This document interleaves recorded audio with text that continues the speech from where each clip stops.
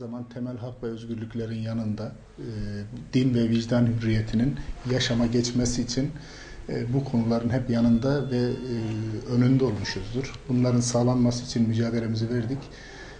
Din ve vicdan hürriyetinin yaşanmasına engel olacak dayatmalarında her zaman karşısında olduk. Bu münasebetle de bu misyonumuz doğrultusunda kamudaki kılık kıyafet dayatmasının ortadan kalkması için 1982 Darbe Anayasası'na göre kılık kıyafet yönetmeliğinin saç, sakal, bıyık gibi, ayakkabı topuğu gibi konularla uğraşarak başı açık olmayı şart koşan yönetmeliğin değişmesini istiyoruz. Bunun için de biz 30 Kasım'da meclis önünde eylemler yaptık. 10 Aralık İnsan Hakları Günü'nde Eğitim Bir Sen aracılığıyla 81 vilayette basın açıklamaları yaptık. 2 Ocak günü sivil itaatsizlik göstererek derslere başörtüsüyle ve erkek kamu çalışanlarımız kravatsız olarak işlerine devam ettiler. Bu sürecin devamı olarak da bu eylemlerimizi kamuoyuyla da birleştirerek bir imza kampanyası başlattık. Bu imza kampanyası kılık kıyafete özgürlük için 10 milyon imza. Tüm Türkiye'de 10 milyon imzayı aşmayı düşünüyoruz. 75 milyonluk ülkemizin tamamına yakının özgürlüklerimizi, demokrasimize sahip çıkarak destekleyeceğini düşünüyoruz. Ancak buradaki tek sıkıntımız bizim ulaşamamamız olabilir. Ulaştıktan sonra 10 milyon imzanın küçük ve basit kalacağını biliyoruz.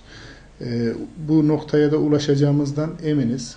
Adana olarak da 10 milyon imzaya ulaşmak için, kılık kıyafet özgürlüğü için tüm sivil toplum örgütlerimizle, arkadaşlarımızla birlikte halkımızın desteği de olacak tabii sivil toplum örgütlerimizin öncülüğünde.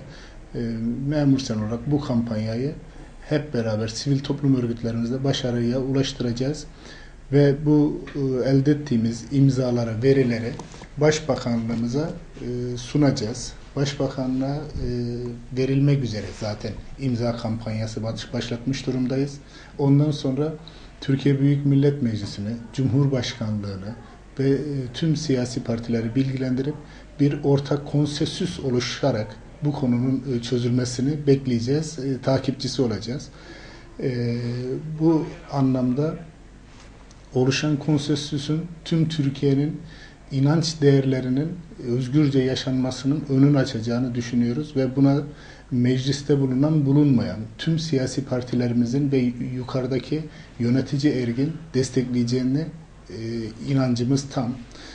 Bu kampanyaya da bizim ulaşamadığımız olup bu kampanyayı duyan insanlarımız olacaktır. Bunlar için de biz internet sitesinde özgürlük için 10milyonimza.com diye pencere oluşturduk. Bu pencereye girerek insanlar tercihlerini kullanabilirler. Orada adını, soyadını ve mail adresini yazıp doğrulama sorusunu cevapladıktan sonra onaylama bölümüne tıklayarak bu konudaki desteklerini ortaya koymuş olacaklar. Tüm arkadaşlarımızın, tüm toplumumuzun, halkımızın bu kampanyaya iştirak ederek tercihini kullanmasını bekliyoruz. Biz ulaşamazsak bize ulaşarak veya birbirimize ulaşamazsak internet sitesindeki pencereye ulaşarak bu konudaki tercihlerini kullanmalarını istiyoruz. Saygılarımızı sunarım.